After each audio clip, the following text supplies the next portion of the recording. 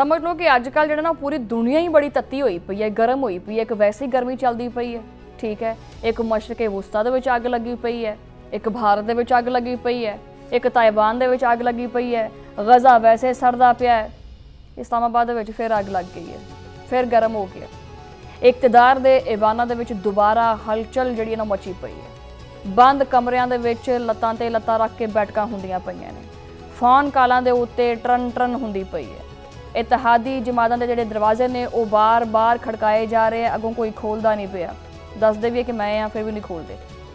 ਇਕਤਦਾਰ ਦੀ ਬਸਾਤ ਦੇ ਉੱਤੇ ਨਵੀਆਂ ਚਾਲਾਂ ਚੱਲੀਆਂ ਜਾ ਰਹੀਆਂ ਨੇ। ਮੌਜੂ ਇੱਕ ਹੀ ਹੈ, 28ਵੀਂ ਆਈਨੀ ਤਰਮੀਮ। ਇਹ ਤਰਮੀਮ ਕੀ ਹੈ ਵੈਸੇ? ਤੁਸੀਂ ਸੋਚਦੇ ਹੋਗੇ ਨਾ ਕਿ ਵੀ ਯਾਰ ਉਸ ਤਰਮੀਮ ਵਾਲਾ ਮਸਲਾ ਆ ਜਾਂਦਾ ਹੈ। ਤਰਮੀਮ ਕੀ ਹੈ? ਸਿੱਧੀ ਗੱਲਬਾਤ ਕਰੀਏ ਤਾਂ ਇਹ ਆਇਨ ਦੇ ਵਿੱਚ ਵੱਡੀ ਤਬਦੀਲੀ ਹੈ, ਜਿਹਦੇ ਵਿੱਚ ਮੁਲਕ ਦਾ ਨਿਜ਼ਾਮ ਬਦਲ ਸਕਦਾ ਹੈ, ਸੂਬੇ ਔਰ ਮਰਕਜ਼ ਦੇ ਤਾਲੁਕਾਤ ਬਦਲ ਸਕਦੇ ਹੈ, ਪੈਸੇ ਦੀ ਤਕਸੀਮ ਬਦਲ ਸਕਦੀ ਹੈ, ਇਕਤਦਾਰ ਦਾ ਤਵਾਜ਼ਨ ਬਦਲ ਸਕਦਾ ਹੈ। ਇਸੇ ਵਾਸਤੇ ਹਰ ਜਮਾਤ ਸੋਚ ਸਮਝ ਕੇ ਫੂਕ ਕੇ ਕਦਮ ਰੱਖਦੀ ਪਈ ਹੈ। हुकूमत काफ़ी मुतहरक जी हुई पई है। वज़ीर आज़म खुद इस मामले दे विच सरगर्म ने। वैसे वज़ीर आज़म शहबाज शरीफ के उत्ते बहुत ज़्यादा लोड है। वैसे एक पासे सालसी का किरदार अदा करना है, सारी रात नहीं सोंदे, दूसरे पासे दिल के उत्ते पत्थर रख के पेट्रोल दीयां कीमतां वधांदे है, और दूसरे पासे 28वीं तरमीम वाला मामला। सल्यूट है माना शहबाज शरीफ साहब, बहुत काम करते हैं, बहुत एक्टिव प्राइम मिनिस्टर है, and we are lucky being a Pakistani कि साडे कोले इदां दे प्राइम मिनिस्टर ने।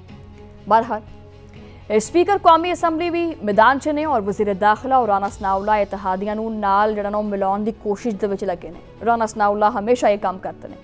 ऐवान सदर और वज़ीर आज़म हाउस दे विच मुशावरती इजलासां दा सिलसिला मुसलसल जारी है।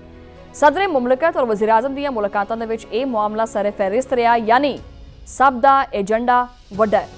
सब तो वड्डी खबर यह है कि आइंदा हफ्ते इस हवाले नाल कोई बहुत वड्डी पेशरफ्त होने का भी इम्कान जाहिर किया जा रहा है। कि ये नवी तरमीम आवाम की किस्मत बदलेगी या सिर्फ और सिर्फ सियासी नंबर गेम का हिस्सा है?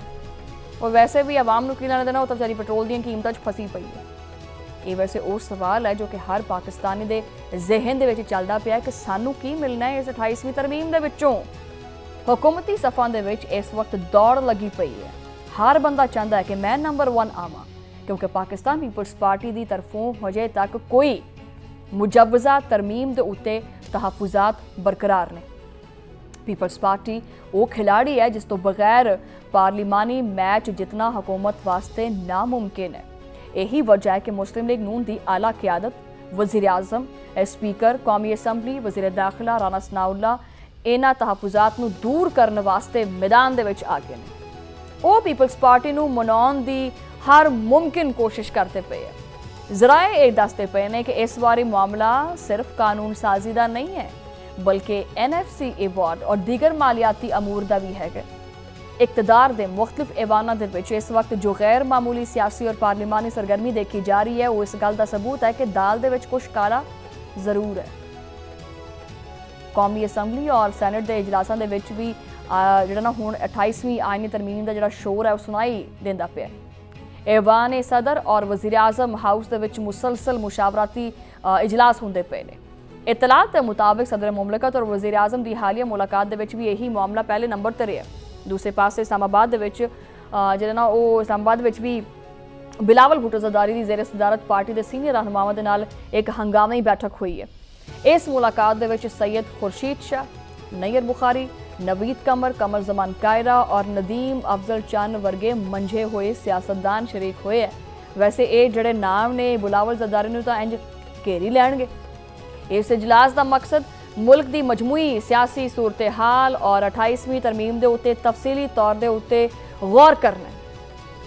पीपल्स पार्टी इस वक्त इतिहादी सियासत के तनाजुर के इंतहाई अहम फैसलों के जिहड़ा ना वो मरहले जिहड़े तय करती है, और हर इंपॉर्टेंट मरहले के शामिल होंदी है, और वो भी हर कदम फूंक के रखना जानती है। हुण जरा हुकूमत का मौक़िफ़ भी सुन लो कि वज़ीर आज़म के कोआर्डीनेटर इख्तियार वली खान का कहना है कि आइन साजी और कानून साजी सिर्फ पार्लीमेंट का ही इख्तियार नहीं है, और यही वो असल काम है जिन्हों का कहना है कि अगर पार्लीमेंट कानून साजी नहीं करेगी तो फिर कौन करेगा। इख्तियार वली खान ने इशारा दिता है कि 28वीं आइनी तरमीम ईद उल अज़हा तो बाद पेश जिहड़ा ना कीते जाण दा इम्कान ज़ाहिर किया जा रहा है और इहदे उत्ते तमाम इतिहादी जमातों तो मुशावरत जारी है और उन्होंने नालों नाल एक दावा भी किया है कि 26वीं और 27वीं तरमीम दे विच जो खामियां जो गुंजाइश और कसर रह गई सी ना वो कटाकटी कर देना यानी वो असीं दूर कर देना। इस नवीं तरमीम दे विच गवर्नेंस सूबाई मसाइल और मरकज़ के मामलात नूं मद्देनज़र रख के एक मुकम्मल तौर के उत्ते रोड मैप तैयार किया जाएगा, एक मुकम्मल जिहड़ा पैकेज है वो तैयार किया जाएगा और उन्होंने उम्मीद है कि पीपल्स पार्टी समेत सारे इतिहादी इस अमल दे विच हुकूमत का साथ देंगे क्योंकि माजी दे विच सारिਆਂ ने मिल के ही ये काम कीते सी और एवें ही काम चलता है। लेकिन तस्वीर का दूसरा रुख जिहड़ा ना थोड़ा जिहा मुख्तलिफ भी है और ज़्यादा चैलेंजिंग भी है। खैबर पख्तूनख्वा के मुआवन खसूसी इतलात शफी जान ने हुकूमत के इन्हां दावियां दे उत्ते पानी फेर दिता है। उन्होंने चकिया बाल्टा तो सारा कुछ ही उत्ते रोड़ता। उन्होंने कहना है कि वो 28वीं आईनी तरमीम के हवाले नाल हुकूमत के नाल गलबात करने का कोई इरादा नहीं रखते और इस वक्त किसी भी किस्म की मुज़ाकराती जिहड़े मूड होंदे ने ना वो साडे नहीं हैगे। शफी जान का यह कहना है कि जदों दे बानी PTI के मामले के उत्ते हुकूमत जिहड़ा ना वो गलबात नहीं करती है तो असीं भी किसी मामले के उत्ते गलबात नहीं करनी। उन्होंने NFC अवार्ड के उत्ते नज़रसानी की भी सख्त मुखालफत की और आख्या है कि ये जिहड़े छोटे सूबे ने उन्हां दे हकूक के उत्ते डाका पाया जाएगा। उन्हां दे मुताबिक इस तरमीम दे विच जिहड़ा ना खैबर पख्तूनख्वा बलूचिस्तान नूं वड्डा नुकसान भी पहुँच सकता है। इस वास्ते वो ना सिर्फ इस तरमीम बल्कि पिछलियां 2 तरमीम के भी खिलाफ सी। वो समझते हैं कि वफाक तालीम और सेहत वर्गे अहम महकमियां नूं जिहड़ा ना वो दोबारा आपदे कंट्रोल दे विच लैना चाहता है जो कि सूबाई खुदमुख्तारी के खिलाफ है। सियासत दे विच असल लड़ाई हुण मरकज़ और सूबियां के दरमियान इख्तियारात दी है। पैसे की तकसीम के उत्ते आके रुक गई है। वफाकी हुकूमत चाहती है कि नज़मो नस्क नूं बेहतर बनाने वास्ते जिहड़ा वो खुशनामा के उत्ते जिहड़ा वो इख्तियारात वापस लै जाण या मालियाती अमूर के उत्ते आपदी मनमानी करे मगर इत्तेहादी और मुखालिफ जमातां जिहड़ा ना इनू शक की निगाह नाल देखदियां पईआं। पीपल्स पार्टी का तहफुजात का इजहार करना इस गल की अलामत है कि वो आपदे सूबाई हकूक और सियासी साख के उत्ते कोई भी समझौता नहीं करना चाहती। दूसरे पासे नून लीग दीयां कोशिशां ने कि किसी तरह ये तरमीम पास करवा के आपदी हुकूमत को मजीद मुस्तहकम किया जाए।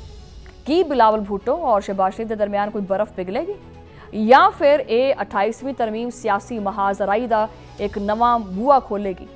इस्लामाबाद दीयां फिजावां दे विच इस वक्त बहुत सारे सवाल गर्दिश करते फिरते हैं जिन्हां दे जवाब ईद तो बाद ही मिलण दी उम्मीद है।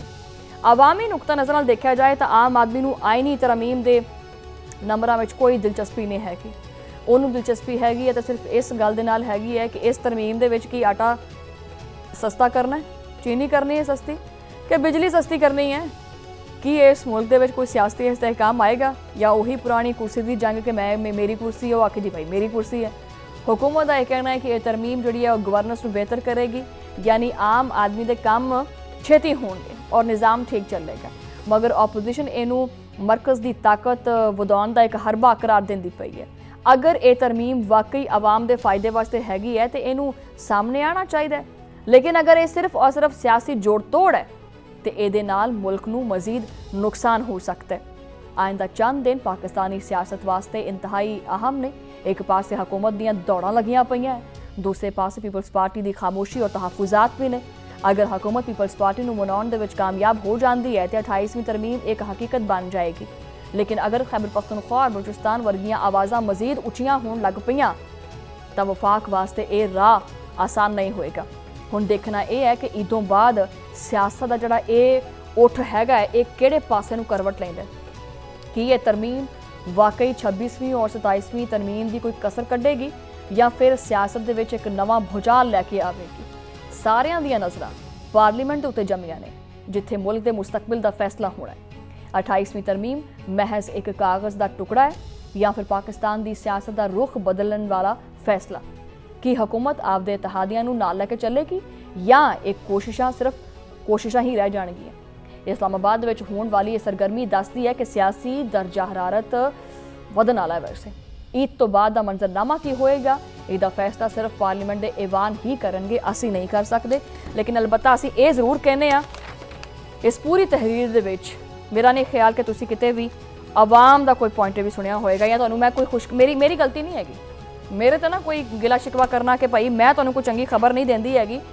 ਹੁਣ ਖਬਰਾਂ ਜਿਹੜੀਆਂ ਹੈਗੀਆਂ ਨੇ ਉਹੀ ਦੇਣੀਆਂ ਨੇ ਨਾ, ਮੈਂ ਆਪ ਨਹੀਂ ਬਣਾ ਕੇ ਖਬਰਾਂ ਕਰਨੀਆਂ।